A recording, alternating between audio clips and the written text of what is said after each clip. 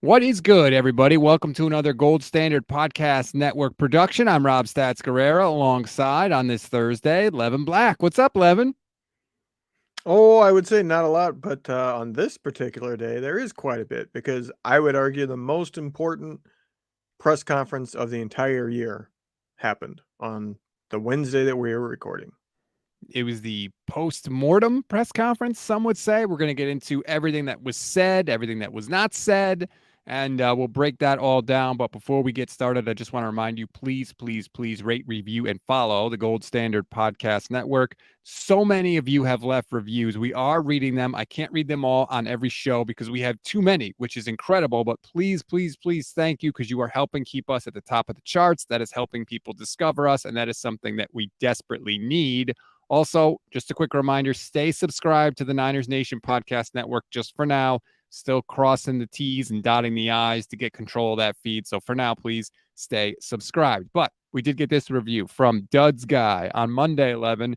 5 stars, must listen. I'm happy to write another 5-star review for Rob and crew. Solid, diverse perspective 49ers content with credible insights and analysis of games, players, and the organization. Rob, Levin, Vish, Michelle. Every host and podcast provides a great listen to stay in tune with the 49ers. Faithful, you must listen to this podcast.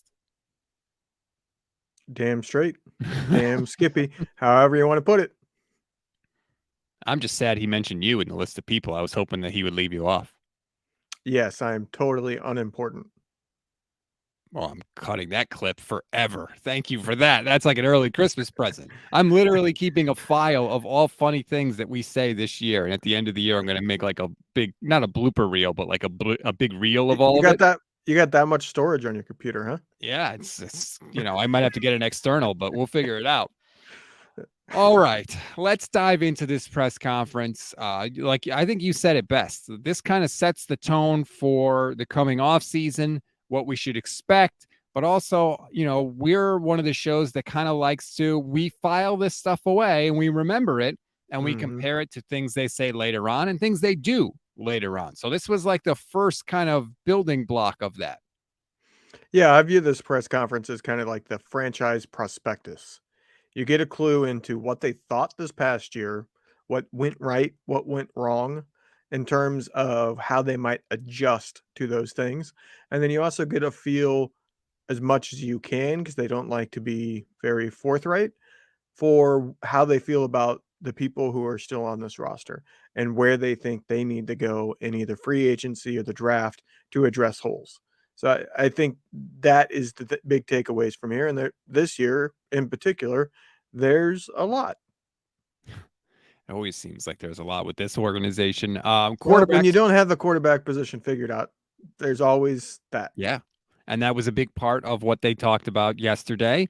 We'll start with the Jimmy Garoppolo stuff because it was a short answer, but it was a pretty definitive answer. Shanahan said, I don't see any scenario where Jimmy Garoppolo returns. That is a huge difference from what they were saying about Jimmy Garoppolo last year at this time, Levin. Yeah, and if you were paying attention to the exit interviews for the players, George Kittle did his in front of Jimmy Garoppolo's locker as kind of, I think, just kind of a message being sent there that he still supports Jimmy Garoppolo. But unintended, if you paid attention, the locker was cleaned out already. And this was like right after they got back. They had what, less than 24 hours after they'd gotten back from Philly. So that tells you a lot that he had cleaned out that locker. He wasn't sticking around. There's no reason to keep Jimmy Garoppolo around. You could say, well, he played better than ever this year, which I don't Right. totally agree with, but he got hurt again. And the Niners just cannot put up with quarterback Yeah. injuries any longer. So he's I not mean, under it's contract. different. It's different this time because last year he was under contract. Right. So he couldn't clean out his locker because it wasn't guaranteed he was leaving because the team controlled his rights. And it ended up that he stuck around. This year, he's done and he gets to decide. And it's pretty clear that he's not considering coming back. I think there's just too many starting options out there for him to where Right. somebody is going to, hell, I could see him going to Houston to help kind of kickstart the D'Amico Ryans era there as they sort of draft somebody and look for their quarterback of the future. I think the Jets are a possibility. I think there's a variety of The teams. Raiders is a big one as well. Yep, absolutely. So yeah, he's just going to have too many options to go back to San Francisco and have now two guys looking over his shoulder. So yeah, I agree. Jimmy's gone. Thanks, Jimmy. Don't let the door hit you on the way out. I will not be sad to see you go. I know people think that that makes me a mean jerk or whatever, but I'm sorry. I will not. I am glad that I will never have to see another game quarterbacked for my team by Jimmy Garoppolo. I don't know how you feel. I appreciate what he did. He's certainly one of the better quarterbacks we've seen for this team in the last 20 years, but that's not saying much. We're one step above the Chicago Bears when it comes to the quarterback position since essentially Jeff Garcia left. And saying that, yeah, it's been 3 years. Like literally since we have been doing a podcast together, since we have known each other, what has been the topic of conversation that we have to talk about almost every single show for at least a little bit? Jimmy Garoppolo and whether or not he should be on this team. That is pretty crazy. It probably has been. There may have been a show, maybe, but I don't know if I can confidently say that. When we first started doing a show together, we were in a different network for a different website, not Niners Nation. You were brought in as a guest originally, and I was like the new co-host. And that was in 2019 prior to COVID, to put it in that way. It was before Jeez. COVID. BC. Man, that makes me feel like a long time ago. It makes me feel older than I am. But you're right. And now we're done with that. Shanahan laid it out pretty Right. There'll be succinctly. one other time we probably mention him, and that's when he signs with somebody. It'll be Yes. worth mentioning. That's about it. But here's the telling part of this. They asked about Jimmy Garoppolo, and Kyle Shanahan gave a very short, very concise answer, right? Very Right. specific. I No don't middle see ground. any scenario where Jimmy Garoppolo returns. That's going to be a theme as we go through this because he did not do that with every other answer. And that's where I think things got interesting with the quarterback situation. He was also asked if the Niners would be in the market for a high profile veteran quarterback. And Shanahan said this: "We're content enough," was his exact quote, "without a high profile veteran quarterback." Do you believe that, Levin? Yes. And I think the way he put it is the way he feels. It's not that we feel great about our quarterback position. Yep. It's that we're content enough, meaning we have two young players that we think have very, well, I shouldn't say very, have chances of panning out. And we feel very good that one of them will. So we're content enough, but at the same time, neither one is in a situation currently that we're like, yeah, this is the guy. You know what I mean? So that's why he says it that way. Because Trey Lance, I think there's some question marks there. They need to see some development. And Brock Purdy, obviously, the injury and whether or not he's the same when he gets back causes a big question mark. So I think that's where he's at. Hey, we feel content enough with where we're at that we're not going to go with a big name and spend money. But then there was a follow up question. And the follow up question was, when you say you're content with those two guys, does that mean you would not be looking at signing a starter level veteran at all? And Kyle's answer was, I know we have two starters on our team right now that I believe we can win with. So when you have that situation, you're not that eager to go looking around. Two things. First of all, 99.9% of teams that say, well, we have two guys we think could be starters. 99% of them don't have a single starter on the team. I hate that line. It's dumb. And the second part of that is he didn't say no. He said, we're not that eager to go looking around. Those are two very different things, Levin. I don't read into that quite as much. I think that's as blunt as he's been with saying we're not going to go sign a bit like a guy that we think is going to be starting for us.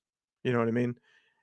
I think he views somebody like we've talked about, like we've mentioned, uh, Andy Dalton, guys like that, he views them as starter level. And I think he's somebody that kind of like me is kind of literal, and he does not like to end up saying something that people can go back to and go, "Ha! See, that was a bold-faced lie." And I think he's just kind of wanting to play the middle ground there of where he believes somebody is a starter level, but he doesn't actually view them as a starter, and he's not going to pay a lot. I'd be very shocked if they spend more than 7-8 million on a quarterback. Do you think he views Trey Lance as a starter level quarterback? Uh, I've I think he views Trey Lance more in the second term. We have two quarterbacks we can win with. Yeah, I don't think he does, to be honest with you. I mean, I I I don't think he's happy with. I think he sees a lot of upside. It's a lot of like kind of what the players have said. There's a lot of upside there, but I don't think, and this might be where the experience comes in, that he quite knows how to do it. Because we've seen a little bit, if you read between the lines between some of the players and some of Kyle's comments, Purdy knew the role that the quarterback is supposed to fill right away.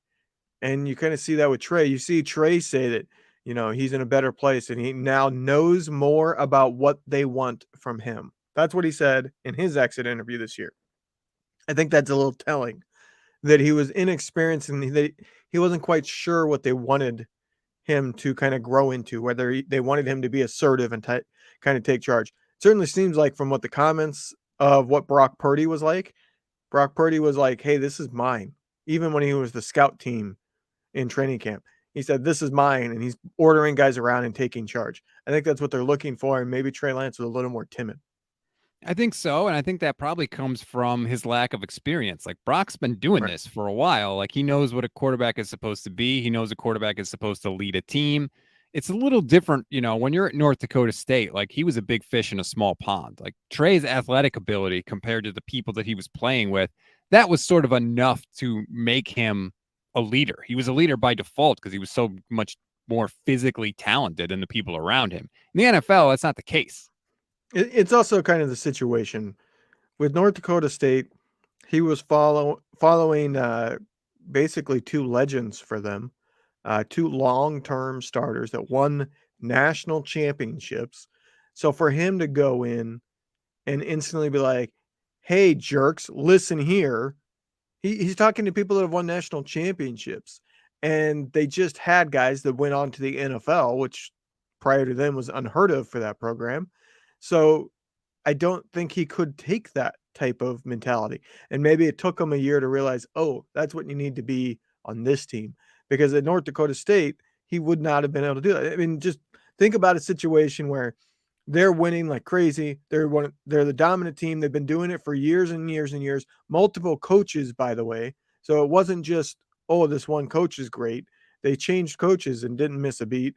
And the two people at your position were leaders and went on to a level that nobody else had done in program history at that position. And you're going to step in and instantly be ordering people around and yelling and screaming and being, an assertive leader. I just don't see one. I don't think Trey Lance is all that He's not a type yeller. of person, but he also wasn't in a situation that he was capable of doing that. So coming to the 49ers, he's going to do what he knows. And I think that was the wrong thing for this team. We have seen this team. They are a veteran star level team. I think guys like Kittle kind of set the tone and they're more of an aggressive type of personality and they need a quarterback. Jimmy Garoppolo, he's not a yeller and screamer, but he was very confident, inspired. I'm walking in here. This is mine kind of attitude. It's not a get out of my way. It's a this is mine.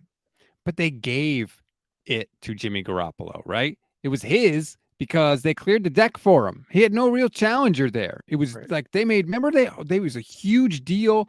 Jimmy GQ is the quarterback. They showed him like walking into the building with the suit. And I was in for all of it. I bought into all of it. I was all on board. Like I was Oh like, yeah. yes, this is our guy. They never cleared the deck for Trey. Jimmy was always They there. plan to. They plan to, I think. And then what did they do? They brought Right. Jimmy back because I think they have serious doubts about Trey. I said that the second they brought Jimmy Garoppolo back. And now, based on that press conference yesterday, everything that they said that I heard, I think they clearly think of Brock as QB1, and Trey's going to have Yeah. to take the job from him. Do you agree?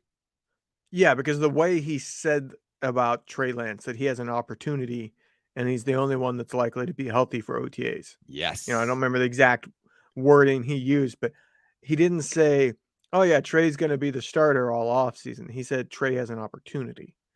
All right, well that tells me he needs to prove something still then. If he has an opportunity to do something, that means he has something still to prove. And Lance said he'll be 100% in about 3 to 4 weeks. Shanahan was asked, is Brock QB1? Is there a quarterback competition? What's the thought process there? Shanahan said he hadn't even begun to thought about it, but to think about it. But then he threw in this line, quote, that stuff will play itself out by training camp. Now, Brock's not going to be ready before training camp. So I almost wonder if Kyle looks at it like, hey, Trey, you could put yourself in the conversation, but you got to do something Mhm. before camp to win that. Otherwise, when Brock comes back, it's his. Yeah, and so there's 2 points here. One, it it's actually Trey Lance put it as I'm gonna be 100% in 3 to 4 weeks. Kyle actually gave more details on that.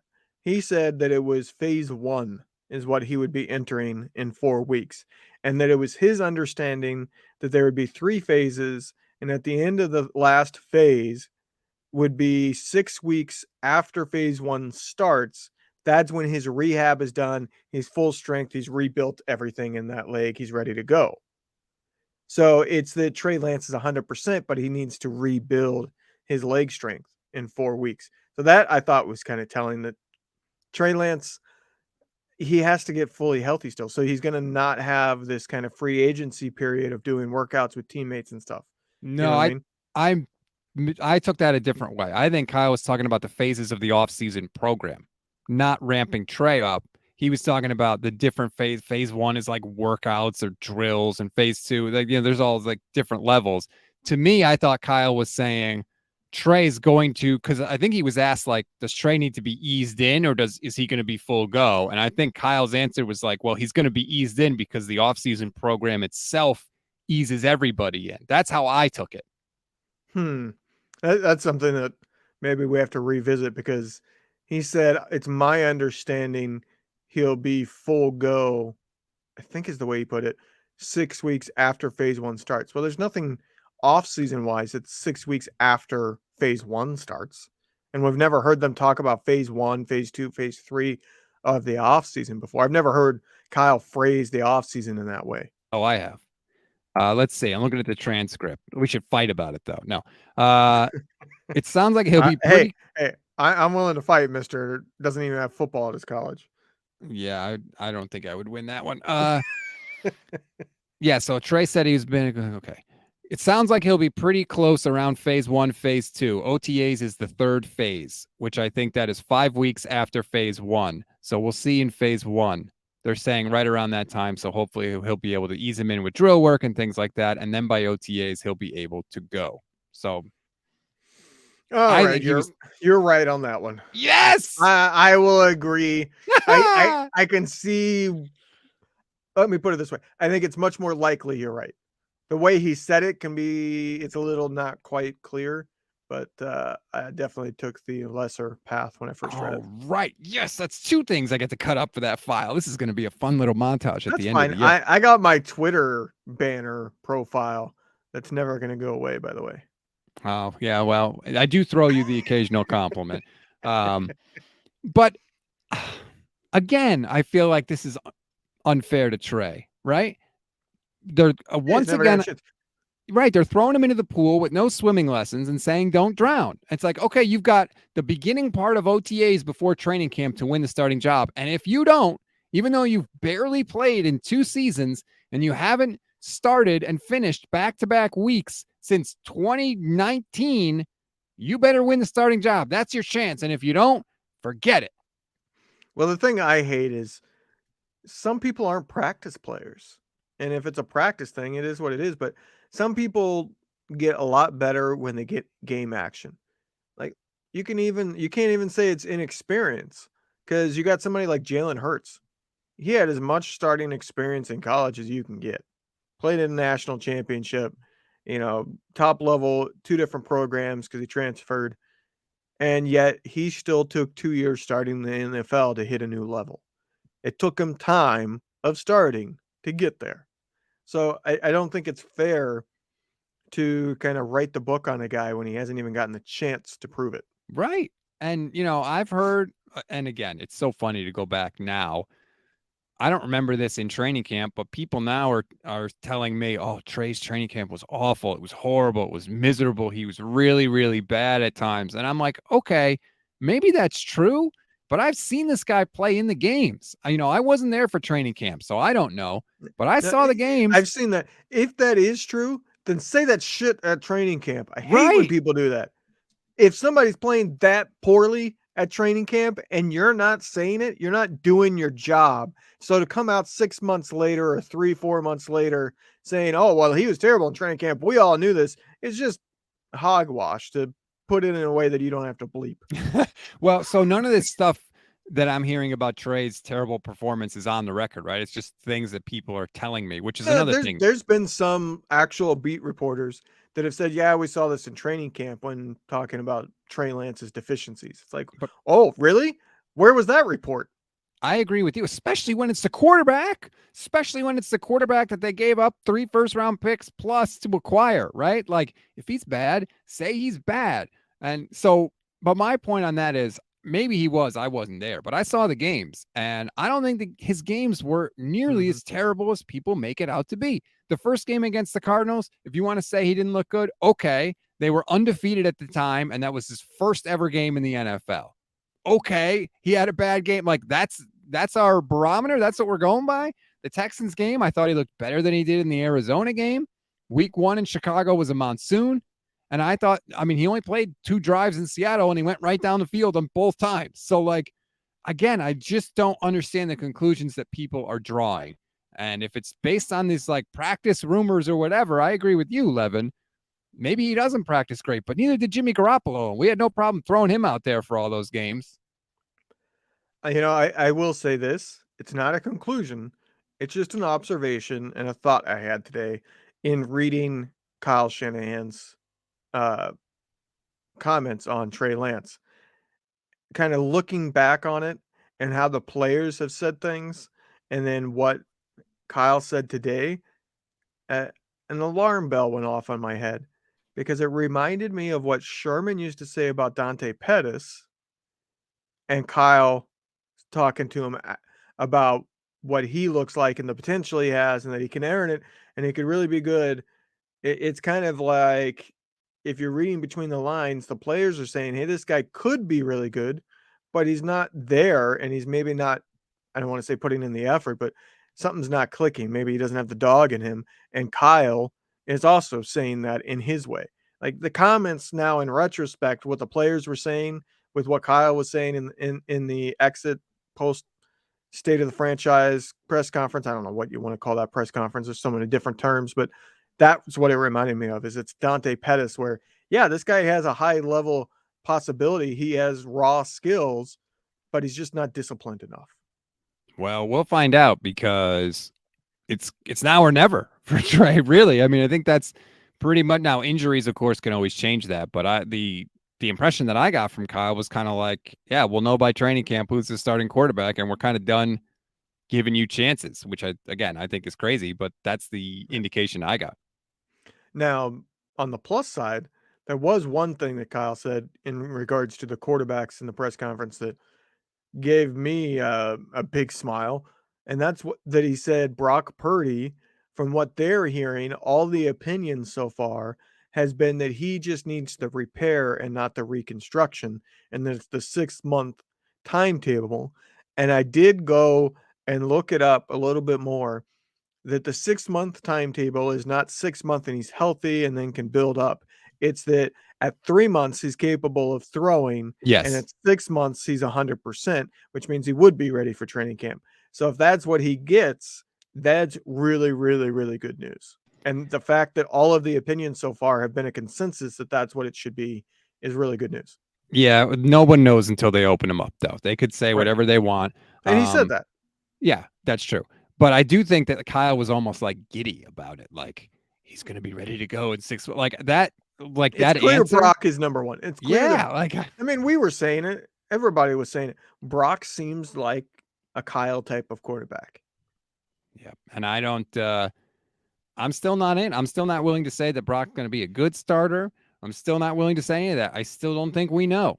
And I'm going to rewatch all of it. Obviously, I think it'll help to rewatch a little bit removed from the situation to kind of look back objectively. Um, but we'll see.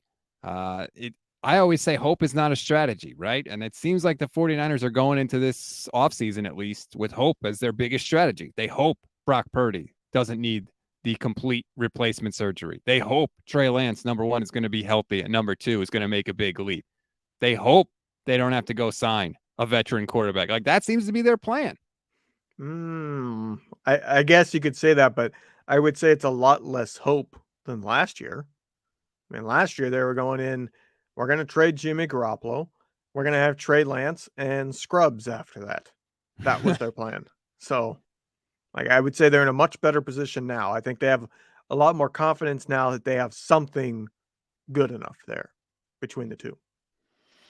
We will find out. All right, let's move off of the quarterback stuff because there were other things that were discussed. Believe it or not, I know it's hard to fathom that. The big question, other than quarterback, is of course defensive coordinator.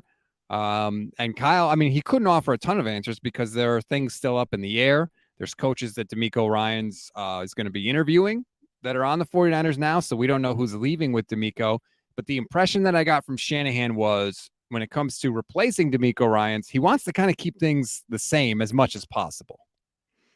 And that to me is actually saying a lot because if you're bringing in somebody like Vic Fangio who runs a different defense, obviously Vic is capable of adjusting. It's not he has to be a 3-4 because he has changed and run more of a 4-3 in more recent years. But Vic Fangio will probably want to bring in his guys. He's a guy that's been around a long time. He's well connected. He has all kinds of people that have worked under him. He wants guys that know his system and have worked under it before. So if he has to inherit a staff to work under him and teach them all, to me, for him, that's kind of a deal breaker. So I wonder if that's maybe the holdup with the whole Vic Fangio thing is that the Niners want Vic Fangio, but Vic Fangio is saying, I'm bringing in my own guys. And the Niners are saying, well, just give us a little bit of time to see who D'Amico takes. Because if D'Amico ends up taking, the couple of guys that we really want to hang on to, then sure, we'll clean the slate for you. That's possible. The other thought that crossed in my mind was they want to bring in Fangio. He's an older coach. And I almost wonder if they're like, we want to bring you in, but what we really want is for you to teach the next generation. Yeah. Like, find our next defensive coordinator for after you. Kyle is very good at replenishing the staff. And I actually broke it down earlier on Wednesday with a tweet, which I'm now struggling to find because, I want to talk about it. And so now I can't find it. Okay, here it is. Very professional. Yes. Great job. I would totally You're cover up welcome. my stall. Thank you. In 2021, the Niners had 13 coaches with new or different titles. In 2022, they had 14, including the entire offensive staff. Like, that is a huge, huge deal. I think it's part of the reason the team has started slow each of the last 2 years is because the whole friggin' coaching staff has to learn as much as the players do. And that's a credit to Kyle that he was able to ramp it up and get it going. But he may have to do it again this year, not only on the defensive side, but if some of the offensive guys go. I know Bobby Slowick has gotten an interview or two. So he may have to do it for a third straight year. That's really, really hard to do. I mean, it's the third straight year an assistant's been hired as a head coach. Right. Success breeds these kind of problems. It's a both good and bad thing to happen because if your assistants are being hired away, it means you're probably a very successful team. But at the same time, your assistants are being hired away, and that sucks. I did like the the little bit of combativeness there, and I think John Lynch stepped in to try to prevent Kyle Shanahan from saying too much. That would get him not necessarily in trouble with the league, but get noticed by the media and picked up on and run with. But they were talking about whether or not they allow people to interview and whether or not he Oh, wants it yeah, yeah. will allow anybody to go lateral, and he was basically saying, "Heck no." And then they stopped and they said, "Well, it's more of a notification you get. It's not a request because basically if it's a promotion, you don't get the choice of saying yes or no." Right. And yes, we got 2 of those yesterday. Yeah, Kyle clearly does not like when his staff gets rated, and He I will think flat out say no. He will yes, flat out not allow lateral. He won't even allow the conversation to happen. that's the crazy part to me is like Kyle, I mean, Kyle's been a young coach. He knows it's not easy to get jobs. And like, you would think that there would be kind of like I don't know, like a gentleman's agreement, sort of an unwritten rule type of thing. But he doesn't like it. And yeah, Kyle was basically like, it's not a permission thing. If it's a promotion, especially if play calling is involved, you can't block that person from going. It's a league rule. But you could tell Kyle clearly doesn't like it. Yeah, I just find that funny, and the uh the fact that there were 2 requests means, yeah, the Niners are likely, I think, to lose at least one of those. Which means some quality control coach somewhere is going to get a nice promotion coming up and you're going to get to work with the 49ers and Kyle Shanahan. Um, I mean, it's an underrated skill that coaches have to do. I think Kyle's pretty good at it and he's probably had a little practice now, but it's hard to keep, hitting that bingo over and over again and finding a good coach, especially in key positions. Robert Saleh was a good hire. D'Amico Ryans was a great promotion by Kyle Shanahan. If you can get Vic Fangio, fantastic, because he's a proven commodity. But if you're going with somebody that's unproven, it's hard to keep making that call right. Eventually, statistically, you're going to make a wrong decision. Well, I think Kyle kind of thinks outside the box. I mean, a lot of his are very young people, and I think he said it before. I could be wrong. I could have gotten this from somewhere else, but I'm pretty sure he said basically looks for, I'm paraphrasing here, somebody that's really smart and obsessed with football. Because if they're obsessed and they're smart, they're capable of being taught anything. That's a good And that combination. means if you invest in them, they will end up being a top level assistant at some point. And that's what he did with a lot of the people, the LaFleur's, McVay, D'Amico to a certain regard. Certainly, I mean, Saleh wasn't really somebody that he brought up. He got Saleh at the point that he became a defensive coordinator, but that's all their MOs is that they're really smart, just in general, people, and then they're obsessed. So they're capable of learning anything, and they're so obsessed they're going to learn it. I think like him, really. Like Right. I think he's obsessed with football. He talks about going to Cabo for that week or whatever it is, and he pretty much has said like he gets away and then but that's it. Like 25 other weeks in the year, Yeah. he's all about it.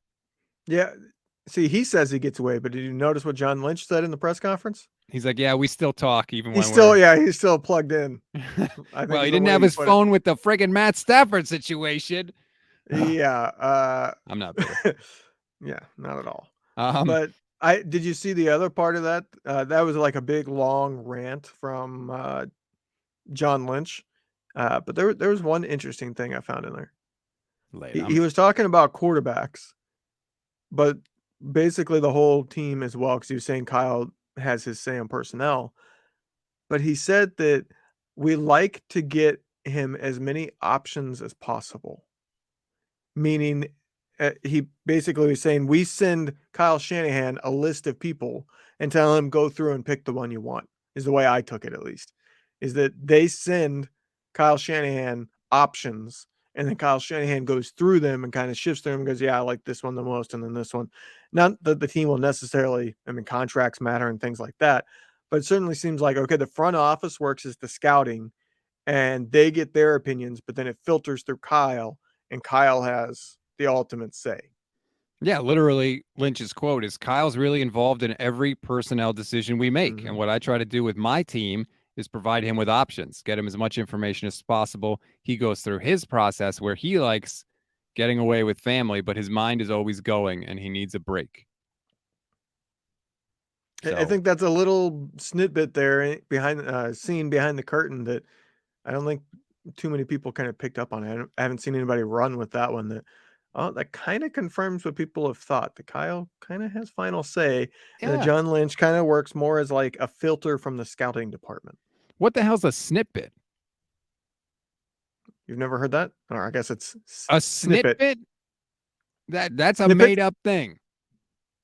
Snippet is the No, word. it's not. No, It's it not is not made up. snippet. It's snippet. Okay. Yes. Thank you. Welcome to planet Earth. All right. Speaking of pettiness, Yes. I'm gonna start calling you Kyle. That's an insult and a compliment. So I guess I'll take it. One last thing that is interesting, and I thought it's interesting because it reveals and kind of contradicts something that Kyle said earlier. They were talking about Drake Jackson and how Drake Jackson was inactive down the stretch of this season. And Kyle's answer when he was first asked about it was, well, we want more guys up the middle than on the edge. That's what he said, right? We were more concerned with defensive tackles. We've got enough guys around the edge. Well, when Drake Jackson came up yesterday, Kyle talked about he's not where he needs to be. He said, we like where he can be, but he needs to get closer to what he can be. And he said he lost power throughout the Mm-hmm. season. That's very different from what he said earlier in the year.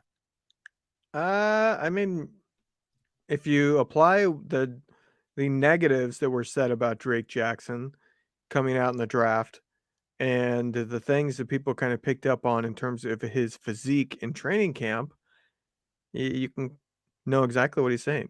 Drake Jackson needs to get his butt in shape. That's all there is to it. Drake Jackson is an edge rusher who has extra fat on his stomach. He's still highly athletic, but if he were to say dedicate to a Nick Bosa level, Well, he would be at a different level. And that was one of the things that was on his scouting report coming out, was that he has tremendous upside, but he's not very disciplined, and he has to work on consistency.